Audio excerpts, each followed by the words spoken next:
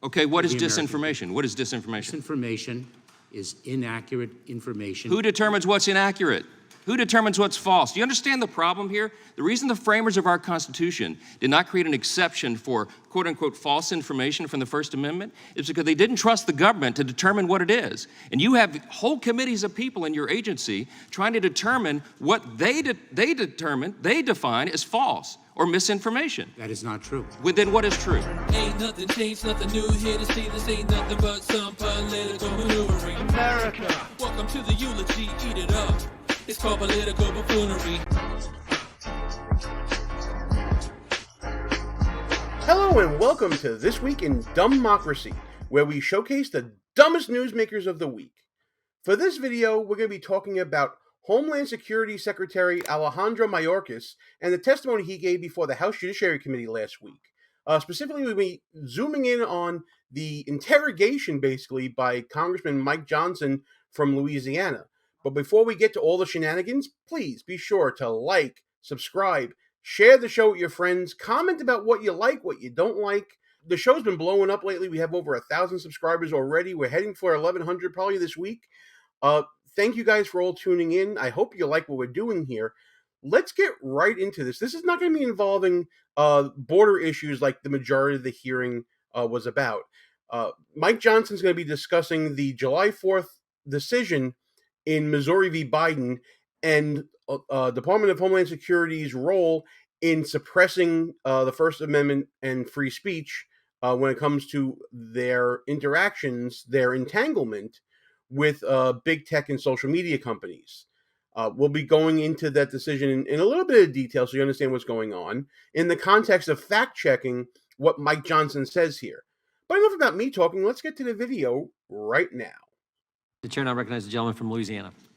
Secretary Mayorkas, we have the frustrating responsibility on this committee of providing oversight of your agency, but I have to be honest and tell you I'm not sure exactly what you do at the Department of Homeland Security other than great harm.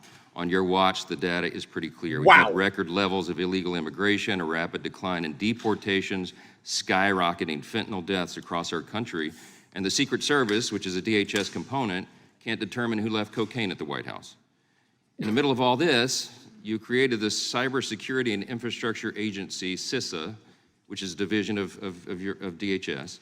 And it's one of the Biden administration agencies that colluded with and coerced the social media companies to censor Americans' protected free speech online. That's specifically detailed in a 155-page court opinion that came out of the federal court in Louisiana in the landmark litigation of Missouri v. Biden. Have you read that court opinion? Congressman, I have not, and the Cybersecurity and Infrastructure Security Agency does not censor speech. Okay, well, the court found otherwise, and it's really curious to me. Actually, it's quite alarming that you haven't read the opinion because your agency is listed in this opinion. The federal court looked at volumes of evidence over months of litigation, and they determined, among other things, that if the allegations made by the plaintiffs, the states in this case, are true, and hold on, the preliminary injunction was granted against your agency, sir, and other Biden administration agencies, including the DOJ and FBI, the court said it involves the most massive attack against free speech in United States history. And you're telling me this opinion issued July 4th has not reached your desk? No one's briefed you on it? Oh, I have been briefed on the Missouri litigation. Okay, but you haven't taken the time to read it yet. Congressman, no, hold on. Have you read it or not? I have read parts of it, Congressman. Oh, parts of it. Did you read the parts where it said that this is Orwellian and dystopian and that your agency is involved in a massive cover-up of specifically conservatives' free speech online? Congressman, the Cybersecurity and Infrastructure Security Agency is not involved in such conduct. Okay. Okay, so there's a lot to unpack here. And I think it's best to see if what Mike Johnson is saying is correct here. Did the court characterize the activities of the federal government as Orwellian? Did the court make findings of fact concerning the conduct of the U.S. government in suppressing free speech? We're not going to look at the whole 155-page decision. That would be torture. I would not do that to you guys. But let's look at parts of the decision to see exactly what the deal here is. And maybe we can parse out what Mike Johnson is getting to here. So here's the decision in the matter of State of Missouri versus Biden. This decision was indeed filed on July 4th. It is concerning the state of Missouri and the other plaintiffs motion for a preliminary injunction. And what they're looking to do is stop the government from interacting with these social media companies to suppress free speech, the behavior that they're claiming is going on.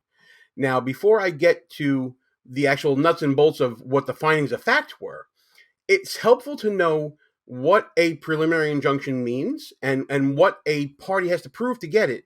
And luckily, you have a lawyer here that's going to be able to tell you very quickly what it is. So, to prove that you are entitled to a preliminary injunction, you have to prove 4 factors.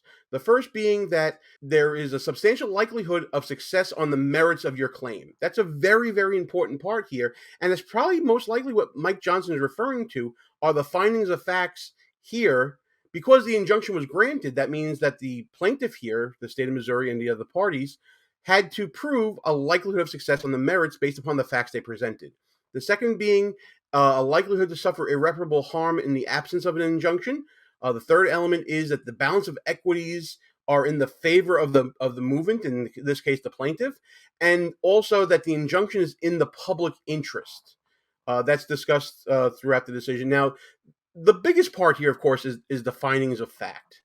And what we find here is the court saying, yeah, the federal government, and specifically CISA, the DOJ, the FBI, and other government entities were acting not in conspiracy with the social media companies, but in coercing social media companies to suppress speech. Remember, we talked about Orwellian and dystopian speech? Well, there it is. Although this case is still relatively young, meaning that the case hasn't developed fully, and at this stage, the court is only examining it in terms of plaintiff's likelihood of success on the merits, which is the standard that we talked about just now, the evidence produced thus far depicts an almost dystopian scenario. During the COVID-19 pandemic, a period perhaps best characterized by widespread doubt and uncertainty, the United States government seems to have assumed a role similar to an Orwellian ministry of truth.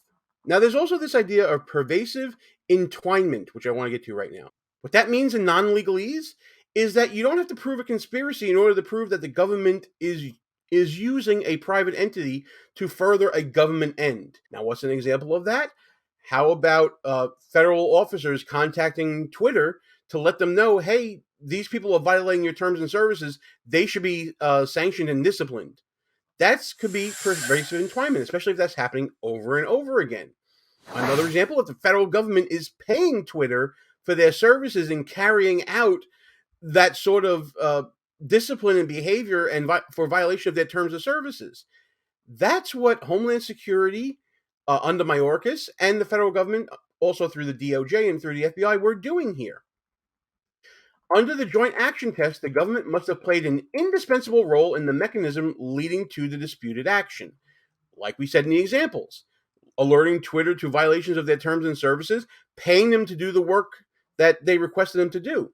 Much like conspiracy and collusion, joint activity occurs whenever the government has so far insinuated itself into private affairs as to blur the line between public and private action. So the standard here is if you become pervasively entwined in a private entity's workings, the government need only, quote, significantly involve itself in the private entity's actions and decision-making. It is not necessary to establish that state actors literally overrode the private entity's independent judgment. So pervasive intertwinement exists even if the private party is exercising independent judgment. So when Twitter is making their own decision as to whether to discipline someone or not, the fact that the government is pushing them to do this and is so pervasively imposing itself into their business, so far insinuated itself into the business, that is enough to say that the government is acting to suppress, in this case, speech. The court found, as you'll see here, so for the same reason as this court has found plaintiffs met their burden to show significant encouragement by the White House defendants, which is another standard that was discussed earlier. The Surgeon General defenses, the CDC, the FBI, the NIAID, and CISA, which is what Mayorkas is involved in, as well as the State Department.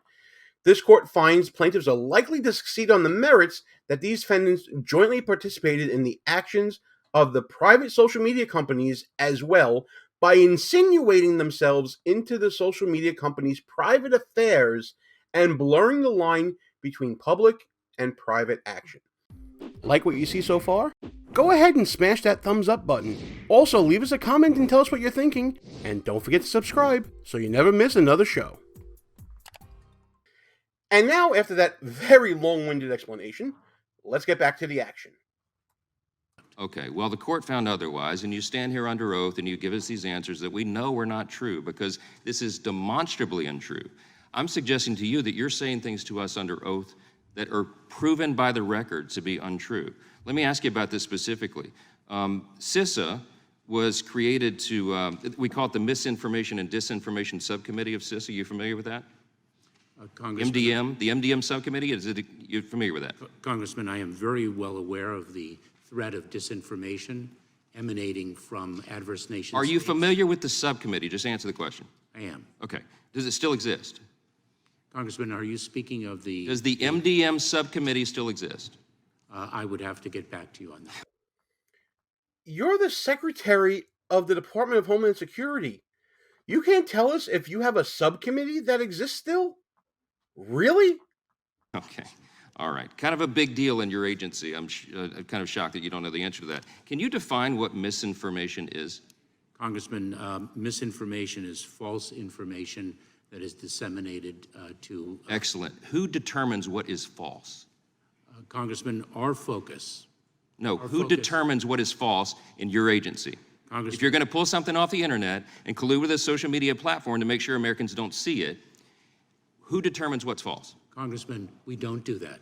That's not true. That is not true. That is not what the court has found. This is not a Republican talking point. This is what the documents show. We've had people testify under oath that say, and you just defined the term, you're telling me that you don't know who determines what is false? Congressman, what we do at CISA, the Cybersecurity and Infrastructure Security Agency, is identify the tactics that adverse nation states use to weaponize disinformation.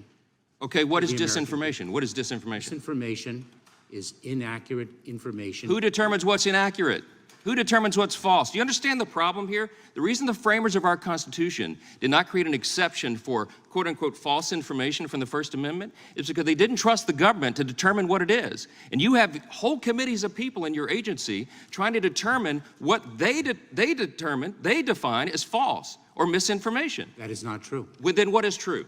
Please enlighten us. What we do is we disclose the tactics that adverse nation states are utilizing to weaponize disinformation. No, sir. The court found specifically, it's a finding of fact that is not disputed by the government defendants, the Biden administration, your agency, the FBI, or DHS, not in the litigation.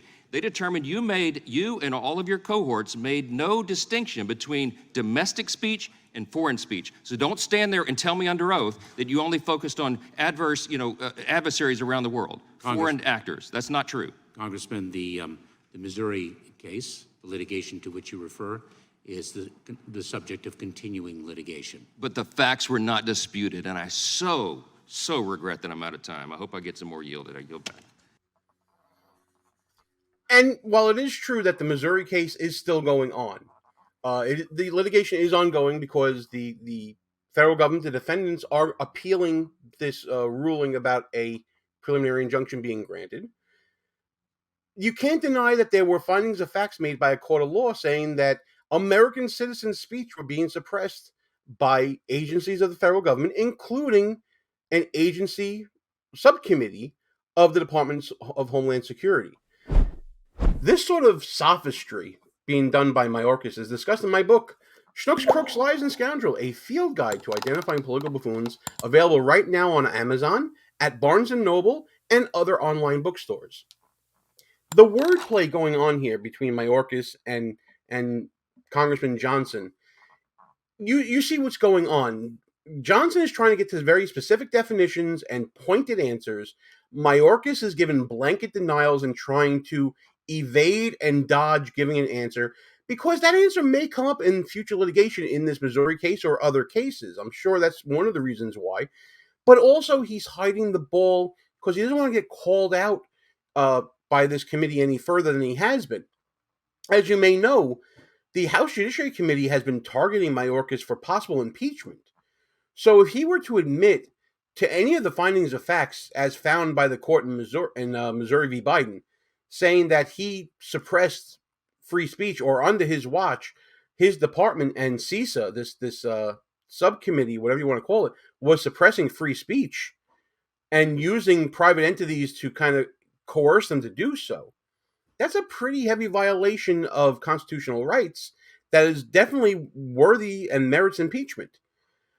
Also, you notice here that he's trying to avoid discussing misinformation and disinformation in a general context because Homeland Security had already been called out in the previous year about having this disinformation governance board being created that would actually look to determine what speech was misinformation, disinformation, malinformation, all these made-up definitions of the same sort of disagreeable speech that the federal government would see as being against their narrative, against their agenda, against what they think is the public interest. But all this buffoonery does by Mayorkas is raise the ire of people like Johnson, and it gives them clues, context clues, that they're on the right track, that where there's smoke, there's fire, where there's avoidance of answering a direct question, there's got to be a reason and a motive behind it. And all Mayorkas is doing here is making the trail that this House Judiciary Committee and Mike Johnson are trying to follow that much more enticing for them to follow. That's why it's buffoonish, folks. Buffoons get themselves in trouble, not necessarily because of the action, but because of their cover-up. That'll do it for this video, folks. Again, please be sure to like, share, subscribe to the channel. Let your friends know what we're doing here. Thanks for listening for this long. I really appreciate it. And I hope we see you back the next time we discuss what's going on this week in DUMBmocracy.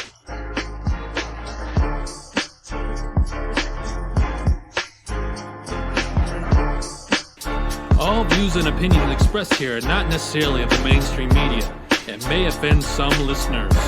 It's called political buffoonery.